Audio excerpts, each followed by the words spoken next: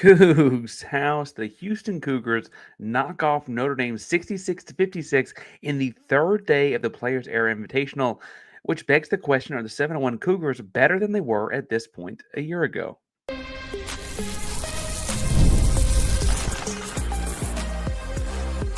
You are Locked On Cougs, your daily podcast on the Houston Cougars, part of the Locked On Podcast Network, your team every day. Welcome to Locked On Cougs, today the podcast about your Houston Cougars. I'm your host, Houston-born teacher and coach Parker Ainsworth, and whether you're a Houston fan or just a hater who came to step by, thank you for making Locked On Cougs your first listen of the day, last listen of the evening, first listen on Turkey Day, for tuning in the day after, whatever the case may be. And most of all, thank you for making Locked On Cougs and Locked On Podcast Network, the number one sports podcast network in the world. If you have something to say and you just don't want to get involved, but you don't know how to say it, tell us in the comments down below as I stumble over my words there what you're thankful for in a Houston Cougar-y kind of sense or bigger this holiday season. Today's show is brought to you by everybody over at FanDuel. A bunch to be thankful for over there as well. We'll talk to you more about that in just 1 second. We'll put down $5 if the bet hits. Get $300 back in bonus bets if it's your first one. I got to talk today, though, about Notre Dame in the first segment here and the win that was. I want to talk some about the program. I want to talk about the Players Era Invitational. I want to talk about what comes next for this basketball program. And we have a lot to get into. Full disclosure, this is live. This might go longer than the normal 28 to 32 minutes. We'll see where things go. Thank you for bearing with me, though. We didn't go live in the post-game holiday chaos. Didn't get to it right after the game because I wanted to make sure I had completely digested the game as opposed to watching my phone or whatever, right? And so we're going to sit here and dive into this a little bit together. Houston does win, and I think that's obviously one of the biggest things to take away. It was Houston's third game in less than 48 hours. They played at 5 o'clock Central Time on Monday, 5 o'clock Central Time on Tuesday, and this game on Wednesday wrapped up at about 4:30 Central Time as well. I'm not great at math, but that is just shy of 48 hours after the first tip-off, and that clearly played a factor in this for both teams. Notre Dame also played 2 games the days prior. I would point out that their blowout over Rutgers meant that everyone had to play as many minutes, and Houston had tougher opponents. That's a Players Era comment I think we'll talk about more later. But Houston looked like it, and I thought that was interesting here is the stretch earlier where Houston built up a 22-point lead in this game. Looked like Houston came out angry after last night. Angry they weren't playing for more cash in the NIL aspect of this tournament. Angry that they, got embarrassed a little bit. People did not think they were going to lose that game, and they did. People were comparing this team to last year's team because last year's team blew out Tennessee in the Elite Eight and all those things, and this team looked angry and determined. And frankly, I think it also looked like it ran out of gas in the second half, and that lead shrunk down to just 4 points. Houston led wire to wire, so it's not like it mattered a whole lot, but I do think that was interesting. I thought it was great to see Emanuel Sharp get into his back into his rhythm. He had 17 points in this one, but he had 17 points while also getting to the free throw line for 4 free throws when it was kind of do or die time late. He was ready to throw his body at the rim. I thought Milos Uzan similarly had 15 points that were fairly well timed as well. Houston was able to do a lot of things in this one. I think the fascinating thing for me as a fan of this program for a long time, 34 years old, for a long time at this point, right, is that you saw Mercy Miller and Ramon Walker really chip in a big kind of way off the bench in ways that we haven't seen them, at least not in quite some time. First of all, I would point out both that they did chime into this one. Ramon played 24 minutes, which has not happened in years, it feels like, in a game was decided by 10 points or less. Mercy Miller had 14 minutes as well. That's a lot of minutes for those two guys, given the state of the program right now.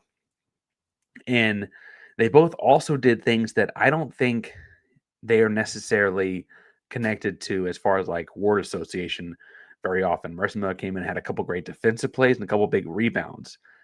This dude that was a 4-star recruit because he did things like score 60 in a high school game, right? He came in and did very, Houston Cougar kind of things that were a little bit different. I was like, try and shake this cough still. It's been a month. The cough's been a month. I've been trying to shake that. Ramon Walker, who was known for those hustle play kind of things, though, comes in and gets his own 9 points, including a 3. And really, I thought had an impactful day scoring, made them come cover him in a way that is unique and new and different. Houston also played Khalifa Sacco for 10 big second half minutes, and we're not playing him in the first. When they didn't play him in the first, I was worried there was too short a turnaround. He was not actually going to be able to play in this one because we know he's been working through different ailments and whatever in the offseason. He did get out there and got his own 10 minutes in the second half and played pretty big in those minutes. But I still think the biggest pluses in this game to me offensively, I mean, obviously the win is the biggest plus, but that Houston was able to come away with the win while attacking the rim, and they drew 19 fouls and shot 23 free throws. And after the complaint the night before was too many jump shots, they clearly took some of that to heart, it felt like, and attacked the cup. Now, that did lead to this not being Kingston Fleming's best outing. As far as the lows of this game go, Kingston Fleming's had just a point coming off of an NBA caliber night with 25 last night. He had 5 assists. He had 5 rebounds. He had a steal. I don't believe he had any turnovers on my docket here.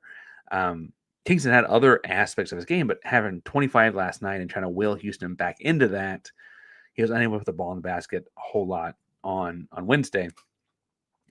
Similarly, on the low side of things, his freshman teammate, Chris Sinek, is still finding ways that he's going to contribute scoring. He's had games like the Auburn game where he had 18 points. He's had games like this one where he had just 4 points in 5 minutes. I still feel like the biggest thing is he's got too many moves he's good at and nothing he falls back on. And that's really a good problem to have, right? Too many things you're good at, just can't pick one. I made the reference earlier in the week that it's like you have $1 as a buck, right? But he has 100 pennies, and I just need 4 corners going to the slot machine here, dude. I just need 4 big, useful things, and I think we're still figuring that out for him. I think he's still figuring. He's a true freshman, right? There's part of it is growing up and growing through that, and having all those 100 pennies is what makes him so talented, makes him a top 10 pick. Reeling it back down to what's going to work for him, but when you pair that with JoJo Tugler having he had 10 points, and frankly, he got his first foul late in the first half, and things looked like they were turning around for him. He had a block, had a steal, had 8 rebounds total, but he found a way to still foul out in this game. And while his last foul might be bogus, that's still a foul out. And Houston needs him on the floor. And between him taking himself out of the game in that way and Sinek having trouble finding ways to score, Houston did feel like they needed some low post scoring presence. And did Ramon Walker come in and give you 9 points that you didn't expect? Yeah. Did that help? Absolutely. Khalifa Sacco came in though for 10 minutes. He got you 6 in 10 second half minutes, right? And so Houston's trying to find ways to find that easy bucket down low, because right now Houston is still looking at they're in a spot where they're trying to figure out what their go-to move is, right? A year ago became finding Jawan Roberts in the low post for left hook, or LJ Cryer at the top of the key to go side to side and find something for 3, right? Year prior to that, it was Jamal Shed. Let's all space out. Y'all be ready to shoot. I'm going downhill. This team is still looking, and it is just November 26th as we're time recording. This team is still looking for what that option is for them. And I think that's okay. But I do think they came in the year thinking to get more out of their low post actions down low. And so I think that ultimately that's just something they're going to continue to figure out what direction they're going with here. Now, I got other things I want to look at in the program in the second segment. I want to figure out kind of where we sit as we hit Thanksgiving, because Thanksgiving last year felt like the world was falling apart. The sky was falling for the program. And then they made it all the way to the national championship game and were a player or 2 away from winning a national title. Before we get too far, today's show is brought to you by our buddies, as I mentioned, over at FanDuel, America's #1 sportsbook, and the NBA is back. College basketball is back in action. College football is in rivalry week. Bowls are soon. Playoffs are soon. NFL playoffs are getting pretty close these days. Everything is in, and action is happening over at FanDuel. Even if you miss the start of a game or one ride, a hot hand, FanDuel has live bets, everything from who will score next to big fourth quarter comebacks. Plus, you can even combine your live bets into a same-game parlay for a shot at bigger payouts. Keeps every game exciting, especially when your team is making a late push. Right now, FanDuel is giving new customers $300 in bonus bets if your first $5 bet hits. So head to FanDuel.com, sign up, and play your game with FanDuel, official betting partner of the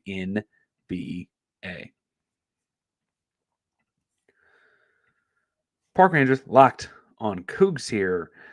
And I want to talk about the program where it's sitting, as Houston is 7-1 right now. And a year ago, they were sitting here at 4-3. And I don't think the biggest difference, they played one more game. I think there's other differences in the program this year versus a year ago. And I would point out that a big, interesting piece of that is not just, I'm not going to go drag out every single comment or every single article, every single worrisome person from a year ago. Houston left Las Vegas last year, and people were saying this team misses Jamal Shedd. Jamal Shedd had done everything for this team. He was Big 12 Player of the Year, Defensive Player of the Year, was in the running for Naismith Player of the Year. They looked at that team with Jamal Shedd like he was the engine, he was the culture, he was the heartbeat. You can't replace any of that. What are you going to do? All this. You bring this transfer Milos Uzan. He's just not the same guy. Blah blah blah. And that team went from 4-3 on a pretty crazy run, mathematically speaking, to get to 35-5, and that's counting a one possession loss in the national championship game. And frankly, the other loss was also a single point in overtime to a Texas Tech team that blew a lead in the Elite Eight game, right? So like good basketball team there too. And Houston at this point actually feels better and more safe and more sound in what they're doing. And I don't mean to say that it's the exact same progression. You also won a couple games last year that were nail biters, close one possession games that, Malik Wilson missed the shot against Kansas. That one's probably lost, right? I mean, that one actually would have been a loss, whatever, right? As you look at what Houston's building here, though, I think that a couple truths on the program right now. Yes, if you have fresh legs in this Notre Dame game, you probably make more of a statement win in it. The Notre Dame podcasts out there probably also telling you that, frankly, if you didn't have those two games in 2 days prior to this, Notre Dame probably never gets in the big 22-point deficit, but sure, right? I think that this team would have had a statement win there. And frankly, had they not played Syracuse the night before Tennessee, they probably also beat Tennessee, but that's neither here nor there, right? I also think that when looking at problems with this team, JoJo Tugler needs to be on the floor a lot more, and he will never be a guy that has 0 fouls. But I don't want to say this. Having dumb fouls makes the inevitable hustle fouls bigger deals. They put them under a magnifying glass. And getting the dumb fouls are dumb, but they get compounded when you get a hustle foul for his 5th foul at the end of the game, when if that had been his 3rd foul, because he didn't have 2 dumb ones earlier, it's just, shucks. And you just keep going. Right. And so those are the kinds of moments where it's like we anticipated a junior JoJo Tugler to have grown through this. The guy's Big 12 Defensive Player of the Year last year. And Frank was in the running for National Defensive Player of the Year, was a preseason, nominee or whatever for National Defensive Player of the Year this year. He's got to be on the floor to do all those things. If he's on the floor doing those things, this team is really tough to beat because he is that kind of a defender, right? I also think that we're finding out what his evolving offensive game, which is more than it was when he got here, but maybe not where he thinks it is. And maybe some of that has to do with the fact that he spent a big chunk of the offseason in a boot, right? And so he's still working his way back from that and figuring out what he is and is doing. It is interesting to see what that option goes to, because between he and Sinak, I still maintain he's going to have this figured out before February. I don't think it has to take that long. We saw him have it figured out against Auburn when Houston needed it. And he's had against some of the patsies as well. Obviously, it's a little bit different deal. He's a rebounding machine, right? Even today, we're dogging him. Chris Sinak did have a couple rebounds in his time, and he really wasn't on the floor all that long, right? But I look at that post group, Sinak, Tugler, Saka off the bench. Sedlot played some minutes in the first half today, which also makes me indicate that maybe they weren't planning on playing Saka until they had to. Ramon and Chase as small ball fours. Chase only played 3 minutes today, which is interesting. I look at that group, though, and I say, okay, someone in that group has to be able to score in the post when Houston needs it. And that's just kind of been a calling card. Is that going to be Sinak in a mid-post ISO? Is that going to be Tugler in a right hook? Whatever the case may be, they got to clean that up, because I do think that's something that they're thinking they're going to need as an option for a go-to bucket later, right? That all being said, they're definitionally better, not just because they're 7-1 versus 4-3. I think they're in a lot better spot than they were a year ago, right? A year ago, they were missing, it felt like so much more with Jamal Shed gone that when you look at the team this year, yes, you lose leading scorer LJ Cryer. Yes, you lose culture heartbeat guy Jawan Roberts. But it feels like this team is much more in sync, even with missing two starters, right? Versus a year ago, losing one starter felt like the whole world was falling apart. Because the way the ball is moving, you're getting more assists. And part of that, I think, is because you're playing 2 point guards for so much of the game, right? But this team feels like a team that is finding more of those answers early. And frankly, they're finding them in wins, I think, importantly. They're, you know, playing a not their best game against Auburn, but finding a way to win. Playing not their best game against Syracuse, but finding a way to win. Playing not their best game against Notre Dame today and finding a way to win. That is improvement based on this point of the season a year ago, right? I'm not saying that they're going to go, 37-3 because a year ago they only lost 2 games after Thanksgiving. The entire season. But I do think that this is an indication this is another strong setup team for the year. I'd also point out that the Big 12 was even more of a gauntlet than it was a year ago. And so you might actually have the same amount of losses with more than coming after Thanksgiving and having had a better team. It's just a tougher test, so to speak.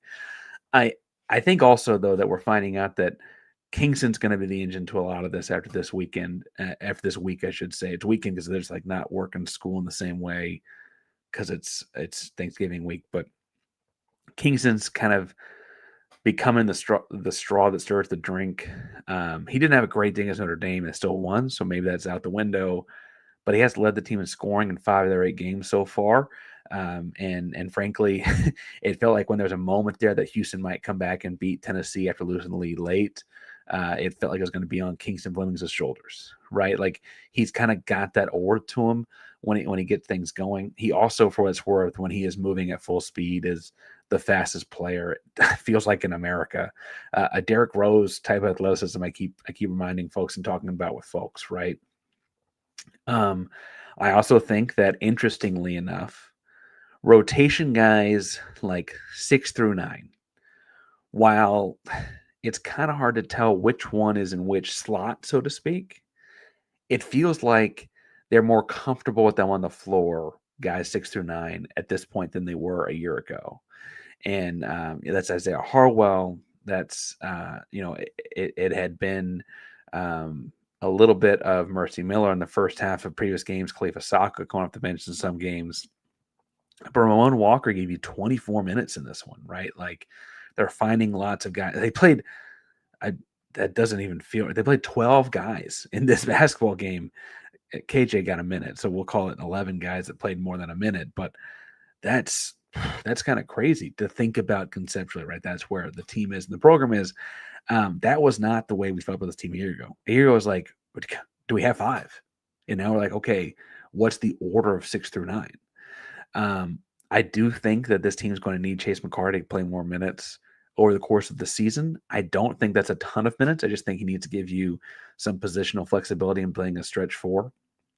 I think we're finding how valuable Khalifa Sacco is and the presence he is, especially with JoJo Tugler's foul trouble early in the season. I also think we're seeing that JoJo Tugler's going to find ways to stay on the floor, right? Like, I think those are all real questions about this team. But the truth is, this point in the season last year, you still, by Thanksgiving, did not have a go-to reliable, let's stop the bleeding and get a bucket kind of an answer. And this year, while we're questioning what that is, I do feel like there are options. Whereas last year, I was really questioning what that was. We were wondering if LJ Cryer could play with the ball in his hands more because he didn't have Jamal Shed feeding it to him. We figured that out, right? We were wondering if Jawan Roberts was a one-trick pony, and it turned out that didn't always matter, right? Like those things sorted themselves out a lot of the ways last year. The program's in a different spot this year and feeling pretty good about a lot of things. I feel good about the program and the spot it's in this year. Now, do I wish they'd beaten Tennessee and played for a lot of money? Sure. But one of my issues with the Players Era Invitational actually is that had they beaten Tennessee, they actually still might not have been playing for a lot of money. And that's weird to say. But we'll talk about it in 1 second. But first, today's show is brought to you by our buddies over at Omaha Steaks, because the holidays always make, everyone worried about food, and it feels a little bit easier when you already have the perfect gift. Put those two things together. Omaha Steaks makes it almost too simple. Treating yourself this season, sending something memorable to family, friends. Omaha Steaks can deliver handcrafted perfection right to their door. This week is the best time to jump in because their cyber sale is here and the deals are huge. The quality is exactly what you hope for. Incredibly tender, juicy, rich flavor. Makes hosting that weekend cookout for the game or whatever that much easier. Save big on unforgettable gifts with Omaha Steaks. Visit omahasteaks.com for 50% off site-wide and 20% off select favorites during their cyber sale. You heard that right. 50% off site-wide and extra 20% off select favorites during their cyber sale. For initial $35 off, use promo code COLLEGE at checkout. It's college, COLLEGE. That's omahasteaks.com, promo code COLLEGE. Turn to apply. See site for details.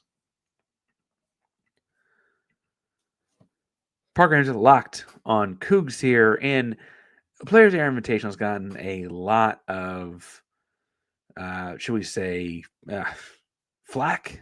People have problems with Players Era Invitational, and I'm here to tell you that is not going away, and it is definitely not going away for Houston. The directors of the tournament were praising Sampson. There's an agreement between the Big 12 and the Players Era Invitational that the top 8 teams in the 16-team Big 12 will have automatic invites to the Players Era Invitational should they want them next year, and that's going to keep rolling. This is not going away. Houston will always be involved, and for what it's worth, Sampson said before it started that when they heard about a Thanksgiving week tournament that led to NIL money, they had to sign up for it. They told administration not to even worry. If the checks don't clear, worry about it later. We're not in any different a place than if we'd gone to a tournament that didn't pay the guys. We got to go sign up for this, right? And I think it's interesting because it drew so much backlash from nostalgic folks this week. Look, it is not in Maui. It is not that tournament. The Maui Invitational had a 40-year run. 1984 was the first Maui Invitational. And it was this premier tournament that Houston had played in a couple times, right? Especially the COVID year when it was actually not in Maui. But Houston played in a couple times. And it was a big deal. And Vegas has the Players Era Invitational has come to take its lunch money. And I think that's fine. I think a lot of the nostalgia for Maui is actually wrapped in some of the wrong stuff. You want places people want to go. It's people want to go to Las Vegas. That's a very normal place to visit. It's got a gigantic tourism economy, right? That's normal. But also, it's not like it was easy to get to Maui. That's a lot of flying. It's a long flight. And then if you go to you don't necessarily always land in Maui and go to Hawaii, so you got to jump over once you're there. That ain't easy either, right? I also would point out that as far as getting to Maui goes, that if you're not a West Coast team, you got to go across the country before you even get there. Vegas is every airport in America is trying to fly to Vegas because people want to go to Vegas, right? I think that the idea that this is not Maui because the location is just a little bit bogus. That's just people that are nostalgic for Maui and the Maui Invitational and the old way things happen, right? I will say one criticism of the Players Era Invitational that I think is extremely valid is that Houston wrapped up their game Tuesday night, had to wait till almost midnight Central Time. So what is that? 10 p.m. local time to find out they played the next day, a little over 12 hours later, right? There's no bracket. There's no telling who you're going to play, anything like that. Now, for folks wondering why that is, they seed things based on you play 2 games against randomized opponents that you don't play otherwise in your schedule, meaning not in the same conference or whatever, right? And then they seed it 1 versus 2, 3 versus 4, etc., based on point differential and record first, I should say, then point differential. And they still try to get non-conference opponents to be playing each other in that second day slate. Well, that leads to someone like Iowa State winning both of their games and then playing ultimately for 5th place, which is ludicrous, but the way it worked out for Iowa State. Or Houston plays 2 really challenging games and a good Syracuse team and a really good Tennessee team. Notre Dame had Rutgers yesterday. right? Like no shots fired at Rutgers. Okay, a little bit of shots fired at Rutgers, but like not the same thing. You had schools that played mid-majors for both their games, right? It's just different. And I think all that's to say that the naturally, if you are actually playing the best competition there, and you might be in the running for the best team there, and you beat if you beat teams 2 and 3, and you're the best team there, the margin of victory in your first 2 games will likely be low, thus making it impossible to make the actual championship game in the current format, because the team that went 2-0 and beat some cream puffs won by 20 each game. They got a 40-point differential. To imagine you beat number 2 and 3 team in America by 2 and 4 points respectively. The differential is 34 points. They beat you there, right? And I do think that's got to be some way to fix that and some way to orchestrate that. This feels very AAU, and it's not like Peach Jam AAU. This feels very random weekend in June at the nearby high school AAU kind of circuit, right? And I'm not sure what the immediate fix is. I'm also not the person in charge of fixing it, though. I do think they've got to find a way to fix this and get that kind of thing set up correctly in a way that makes some sense and is predictable, not just for you and I to sit around and talk about who Houston's going to play, but probably more importantly, so like the team's not playing a team they don't know about until 12 hours later and playing 3 times in less than 48 hours and doing that, right? You got to space that out a little bit and make that smarter. And maybe that does mean you take more than 3 or 4 days to do this. Maybe it makes it a full week kind of thing. Okay. Oh, a week of college basketball. Oh man, that's tough. Like that's figure out that you can figure that out, right? I also wonder how you could evenly make into like pods where like, Houston, like I said, played Tennessee and Syracuse. Other schools got a pair of mid majors. How do you even that out maybe and have like every pod has the preseason AP poll ranking is like the same number or something, right? If you add the digits, like finding some way to make those all more relatively similar divisions. Because I'd argue Houston was certainly not I think they came in 9th or whatever. I think they're clearly better than 9th best team there. They just ran into a good Tennessee team that had a different day the day before and was just a little bit less tired. And anyway, I don't want to sound like the excuse maker. I should probably stop talking about it from a Houston-centric point of view. The tournament having it where teams can go 2-0 and not make it to the final, even though they went 2-0 against good teams and had close wins over good teams, is backwards. When teams can win this tournament by going 2-0 and beating the brakes off of bad teams. Like when Noah here asked about me thinking about Houston versus Michigan had a much easier tournament than Houston did. That's the way that worked out, right? Now, I do think, though, that those are things that this is just, an early on in its history type of tournament. You'll see Houston figure out over the course of time. And you see Houston, you'll see the Players Invitational figure out over time. People forget that like that Maui thing took decades. We think about the Maui as like the 2000s and the nostalgia and the late 90s.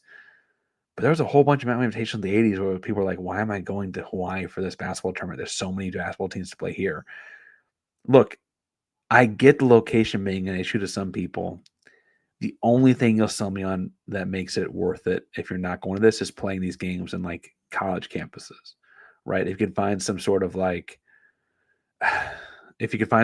way to have, Houston hosts and then goes to and then has a neutral site, like to where you have college campuses involved for the fans' sake, I could see that being a better option. But if you're going to go to a gigantic non-college town neutral site anyway, I'm sorry. I don't care that Maui had it for 40 years and now Las Vegas does. I don't care that Charleston had it for 30 years and now Las Vegas does. That's the way capitalism works. I don't know what to tell you. They make a better product. And further, in all of those tournaments that were built up over decades, this is probably the final point on the Players Era.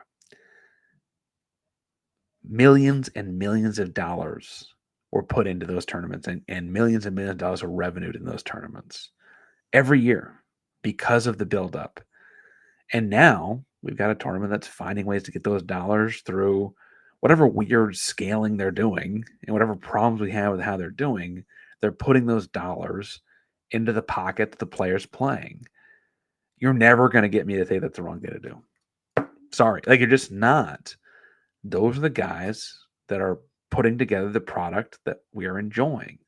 The money should go to them, not some venue. Right? Like end of day, not some hosting committee. It should go to the players. And that this is giving them that NIL split is significant. And it means it works, and it means it's going to last for a long time. Now, I do want to take a couple of these questions and talk some about really kind of like Houston going into FSU, and I haven't seen a whole lot about Florida State and all that, but a couple of things here about freshmen and stuff like that. So we are going to sign off. I want to answer these questions after the closing, whatever. But today's show is brought to you again by everybody's over at FanDuel, America's #1 Sportsbook, Locked On Cougs, primarily the Locked On Podcast Network, #1 Sports Podcast Network in the world. Go Cougs. Stay tuned for answering the questions.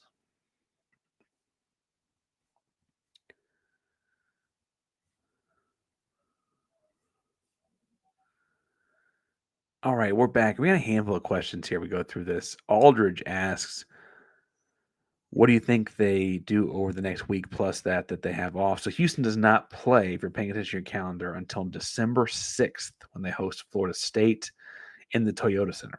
And Florida State is not the Scotty Barnes era Florida State, but they're pretty good for the ACC. And I think, frankly, what you're going to have is they probably get Turkey Day off, probably get Friday off. I imagine they have a couple really hard days. And I imagine that's hard days in terms of breaking down film and being brutally honest. I imagine that's hard days in terms of working. I imagine that's hard days in terms of physicality. And I imagine those days feel more like getting ready for preseason kind of stuff. I don't talk about who I talk to or whatever a whole lot because I want to, be protective of sources. But I do think that had there been days between games in this Players Era Invitational, you'd had some brutal conversations in film rooms about some of the stuff happening on the floor because while Houston went 2-1 and Houston is 7-1 overall and Houston's done some really good things, we also see some areas where this team does not feel like they're playing the best version of Houston Cougar basketball either, right? So I think the first half, the very first part is going to be take a rest, get your legs right. Then it's going to be work. And then about Wednesday, Thursday, I kind of see it down more into game time action. I think that's where I see this thing going most. I feel like in my heart of hearts, though, that's good. I like that. Unlike last year, you have two more big time, air quotes, or Power 4 opponents in Florida State and Arkansas in the non-conference.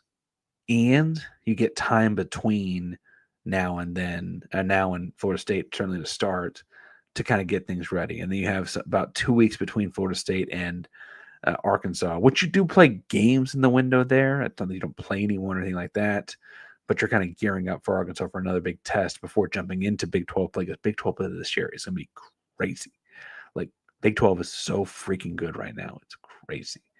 That Kansas looked that good without Darren Peterson on the floor is nuts. Other things to see here. Scared to rely on freshmen, says Crabtree77. Vet's got to carry a thing, but the tablet is there. I'm not sure the consistent talent is there. Not sure the consistency is. I get that, and I'm not saying this team has the Fab Five, and I'm not saying all of that. I do think, though, that between both being a guy I've enjoyed talking to, he had an episode where he came on and did an interview, so I can openly say that I talked to Kingston at least a little bit there, right? Between everything you see about him, everything you read, like, that cat's different, man. Like, not every freshman can lead, and that cat is not every freshman. Chris Sinak feels more like every one and done freshman in that he is extremely talented, and it's just like, oh, you're so close putting it together, right? Kingston ain't that. Kingston is different. Chris feels a lot like Jarris, where like he played 15 minutes against Notre Dame because honestly they were like 15 minutes of him playing and making mistakes, and Samson's like, I can't watch this crap anymore, and he took him out for stretches, right? Like, we saw Sampson pulled, how many times was it? It had to be double-digit games where Sampson pulled Jarris for a 7-minute stretch exclusively for fouling a jump shooter. He was so sick and tired of watching Jarris do that all the time. I feel very similar watching him coach Chris, and I think they're very similar talents in that they're gigantic people that play on the perimeter, both Chris and Jarris Walker. I think the difference being that Chris and Ack is probably a little bit more skilled and fluid, where Jarris Walker was even more athletic. I mean, Jarris was a freak. I mean, just he maximized gifts in every way possible, right? I say that all to say that I get what you're saying about freshmen generally, but this Kingston kid feels a little bit different to me. And I also think that he's playing co-point guard with Milos in a way that's really cool to see grow. And I think Milos and Emanuel being there as kind of tethers for him is important. And so I don't know that I have the same kind of worry here that E.I. Crabtree does, but I get the concern, generally speaking, just not where I'm at. Reginald is on the same page. A lot of us were 3 teams, 3 days, good because we have work off or whatever. I get that. TK comes in down here with saying he's likely seeing of Miller and McCarty thus far. Clearly, the room to improve. I really and sincerely, I couldn't quite get through every game he played in my head last year because Mercy didn't get into every game last year. There's a lot of me that I feel like that was the best game Mercy Miller's ever played for Houston anyway. He only had 4 points, and he is a scorer, and he had more than 10 and once or twice last year, I want to say. He played an important 14 minutes in a game that was not decided while he was in it, or before he came into it, I should say. He had 4 rebounds that were each felt crucial. I could remember 3 of them, and so I assumed he had more like 6. He had 4 crucial rebounds, including one offensive rebound, extended possession that kind of felt like that Houston got an extended possession, kind of iced the game in of itself. I think Mercy played extremely well today. I do think that Chase has had moments that felt similar. Chase is a redshirt freshman, though, and I think he's at times still learning the speed of Houston's defensive coverage. And it's fascinating when you talk to someone about their coverages. They have multiple ways to play the pick and roll, and in their scouting report, they'll see each player in the other team and their tendencies, and so therefore they'll be in different coverages based on what player has the ball, based on what player has the ball where on the floor, based on what player has the ball screening, and what defenders are involved. And in a handful of words back and forth, Houston is communicating based on all those things, which coverage they're into, and that changes the backside rotation. That changes who tags the roller, all of those different steps, right? And it is extremely complicated flying at high speed. And I don't want to give away exactly what they're doing all the time. And frankly, I also don't understand it all myself. It's extremely complicated. But I do think that high level of defensive basketball IQ, it's one thing to have done it for a redshirt year last year. Chase McCarty's played 8 games. It takes a lot to learn, and I feel like we're seeing it. He's shown what he can do and help this team win. We're seeing it add up a lot more. Can Mercy Miller beat Malik Wilson? Honestly, not a terrible comp. I think the other thing about Malik, though, that you got to remember is that guy was a veteran's veteran. He was a 6th year college guy between some red shirts and stuff like that.